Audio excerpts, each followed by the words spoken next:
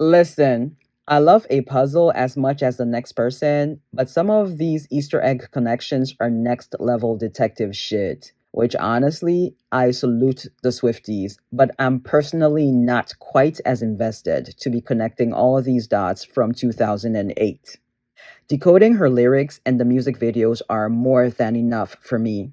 And it's fair game. I mean, she puts her art out for us to interact with. I'm just putting that out there to make it clear that though I've been casually listening to Taylor since her Picture to Burn and Today Was a Fairy Tale days, I wasn't that online in the early 2010s, and so I am not the final boss of solving these Easter eggs, particularly those involving her past relationships.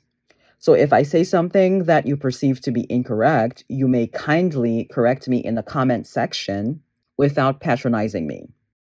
I enjoy her music, and while her relationships are largely part of her music, I have never really cared that much about who she's dating. If she likes it, I love that for her. However, it is nice to put a face to some of the lyrics, but that's about it for me. In conclusion, what I'm saying is the Easter egg hunts, after all, are supposed to be fun and not taken that seriously.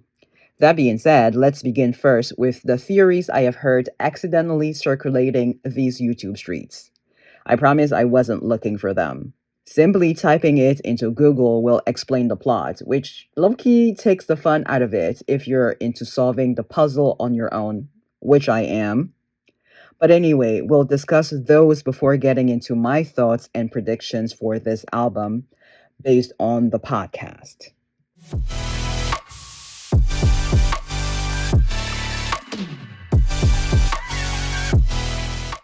So, we start, of course, with something I mentioned in the previous video about the correlation between the orange sparkly lock that was on her website alongside a countdown clock and a picture that was posted to Instagram, apparently a couple of weeks prior, of Taylor and Travis with twinning phone lock screens. Mind you, you would have to zoom in to see the pictures on each of their lock screens. And the picture of which I speak on their lock screens is of both of them. Taylor seemingly posing in a way that most women who have just gotten engaged would pose to show off their ring. This would then mean the pair were already engaged a month before their official announcement on Instagram. Or it was in the works and she was hinting at it via that pose. How is this related to the album? I am glad you asked. Now we get into a mixture of theory and what Taylor actually said on the podcast. Well, as we all know, the pair started dating in 2023 on her Eras tour, which is when Taylor said she started working on this album. Working on new material while touring. Gotta love the work ethic. Not even tiredness was getting in the way of her creativity. And because she was working on this album during the tour, the visual connection was the keyhole in that orange sparkly lock, which bared a close resemblance to the stage at the Eras tour. Why orange? She exited the stage of the last show of the Eras tour through an orange door, versus a lift, which was how she had been exiting the stage throughout the tour. For two, some of her outfits on the tour and from the anti-hero music video from the Midnight's era were that color. So, why not incorporate that into the new album era to expand this cinematic universe? Simple yet effective. Recycling colors from previous album era music videos instead of picking a whole other color scheme that has nothing to do with any of the previous albums. I personally think orange is also perfect because the album is dropping in the fall. And what are the colors of fall? Maroon, mustard yellow, hunter green, and yes, burnt orange.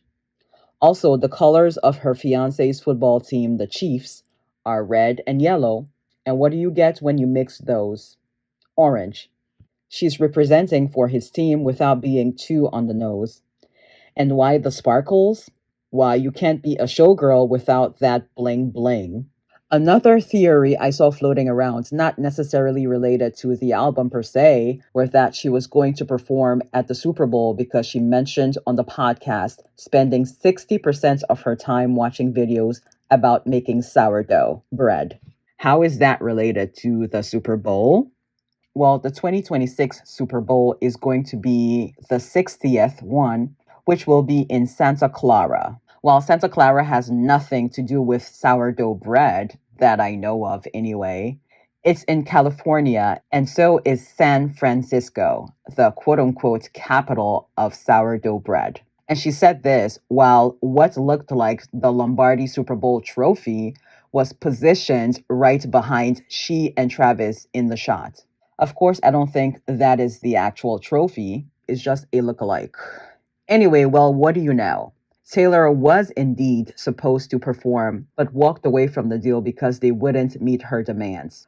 According to Pop Base, Taylor and the NFL reportedly abandoned negotiations for the 2026 Super Bowl after the NFL refused to meet Swift's demands. According to Rob Shooter and others, Taylor reportedly demanded rights to the performance and to be able to promote her projects during the event.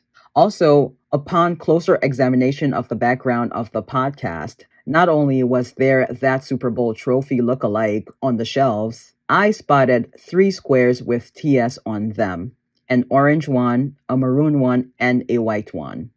Not sure what maroon and white have to do with this album cycle, but I also spotted a mint green book with a light pink circle in the middle. Mint green and orange are, of course, the 2 main colors for this era. The fact that she brings up Bad Bunny in the podcast because he was in a movie with Travis and now Bad Bunny is headlining the Super Bowl. I wonder how that all works. If because she was a contender, she was made aware of other possible people the NFL was looking at to perform. Another theory I accidentally came across was that there is more to this album than meets the eye, even though Taylor said there was nothing after these 12 tracks she's about to release, unless I misinterpreted what she said. After the podcast and the engagement, it had been quiet on her end. Knowing Taylor, that silence was intentional. Before long, we got the announcement of the world premiere of the lead single, the first track on the album, in theaters on Friday, October 3rd through Sunday, the 5th. The speculation is that while we know that the album is 12 tracks, there might be 2 other drops. An evolution from her last 2 projects, where she dropped the Tortured Poets Department at midnight and then the anthology at 2 a.m. And with Midnights, she dropped Midnights at midnight and there was more at 3 a.m. Much like the Tortured Poets, the proof was in the pictures. With Tortured Poets, the borders of the cover art were white, while for the anthology, the borders were black. I'll be honest when I say they all looked the same to me. Looked like they were part of the same project, but different variants for those who like to collect. But Swifties were quick with it. They picked up on the difference. Similarly, with The Life of a Showgirl, the outfits in the album covers she's released, while glamorous and glittering, they are different. These 2, for instance, look and feel darker, and one of the captions was, quote unquote, "It's frightening." The caption for these ones is, quote unquote, "It's rapturous." Uh-oh.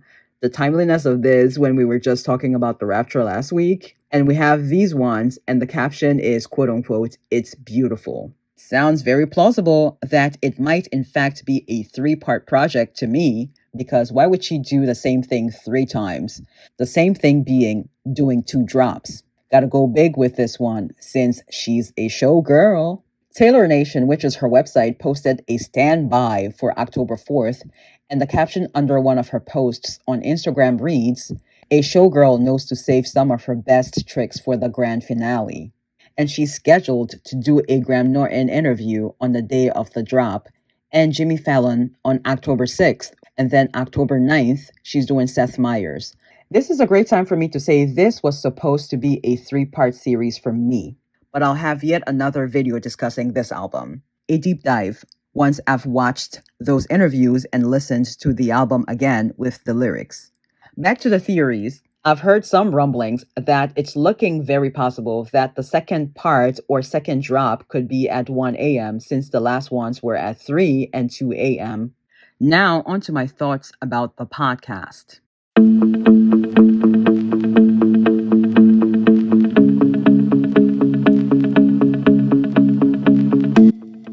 First of all, the fact that she was eager to learn about her boyfriend's job so that she can attend the games and understand what is going on, that's dedication.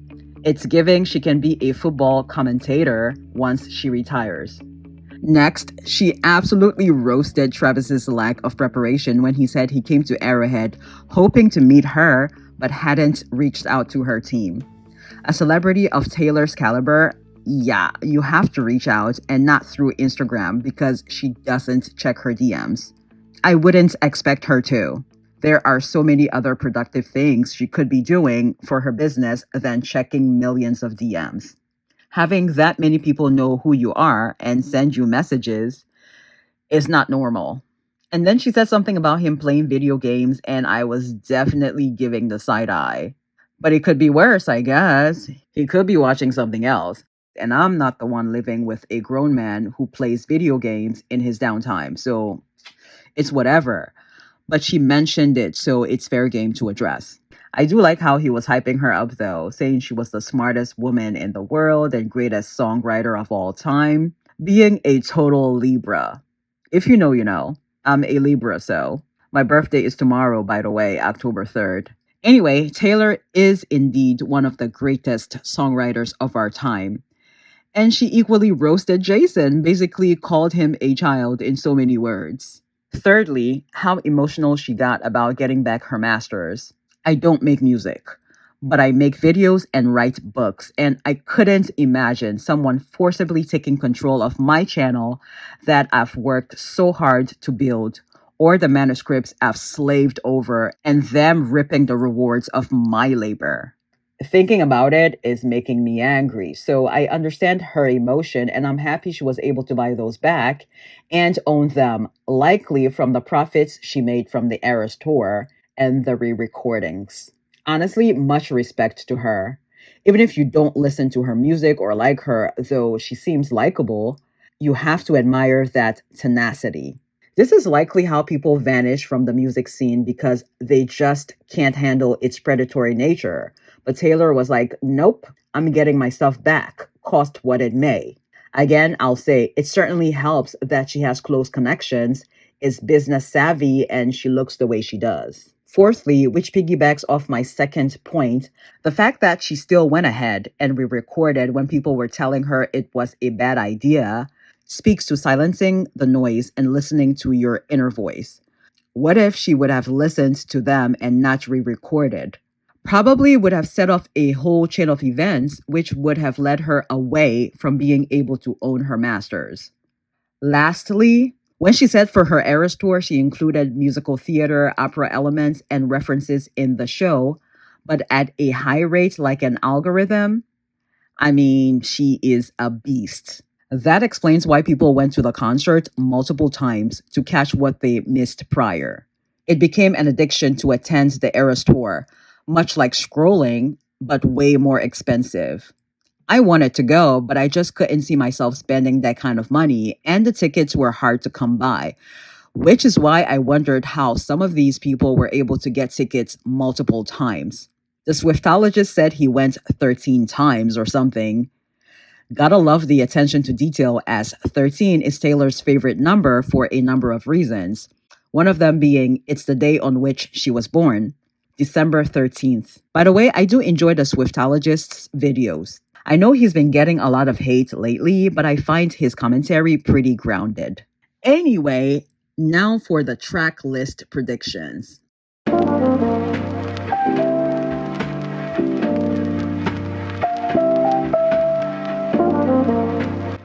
Well, she described the theme of the album as everything that was going on behind the curtain, and the songs would be more upbeat. The Fate of Ophelia. I feel like this is a sister song to I Can Do It With a Broken Heart. Ophelia, a character from Hamlet, died by drowning while singing, hence the cover art of this album. Taylor looks like she's in a bathtub with lots of sparkly things on. Represents the end of her night while on tour. Elizabeth Taylor. I see what she did there. Liz Taylor was married a whopping 8 times, and she was the ultimate showgirl. The media has made such a deal about Taylor's dating life. Opalite. This might be about Travis. He's a Libra, and our birthstone is opal. Father figure. I doubt this one is about Scott. Eldest daughter. About her and the responsibility and weight of being the eldest daughter, I'm presuming, ruined the friendship. I doubt this is about Blake Lively. Because the situation is ongoing and court is involved, I doubt she'll make a song about that. Actually romantic. I'm not going to assume this one's also about Travis. Contrary to popular belief, she has a personality outside of the people she dates or is engaged to. Wish list. This is giving Santa baby, or could be about people using her name for click or rage bait to make a quick buck. Would. Hmm. Is Taylor about to get spicy on this one? I mean, she was cursing on the last album, so I mean, anything is possible. Cancelled. All caps and exclamation point. Is she about to get political in this one? The life of a showgirl with Sabrina is about to be a riot. Honey, why do I get the feeling that this is going to be Taylor's quote unquote espresso moment? I mean, Taylor is the moment, period, but any song title that is food related now reminds me of espresso. She's going to be bragging in this one, and I am so here for it. And this is a good place to end. Join me tomorrow for my reaction to the album, and then I shall have a deep dive at some point, and of course, my black and white series, where I do era analysis of albums with black and white album covers from the last 25 years, beginning with Taylor's Folklore and ending with Cynthia Erivo's I Forgive You, which will flow right into wicked content. So be sure to subscribe and hit that notification bell and watch this video next.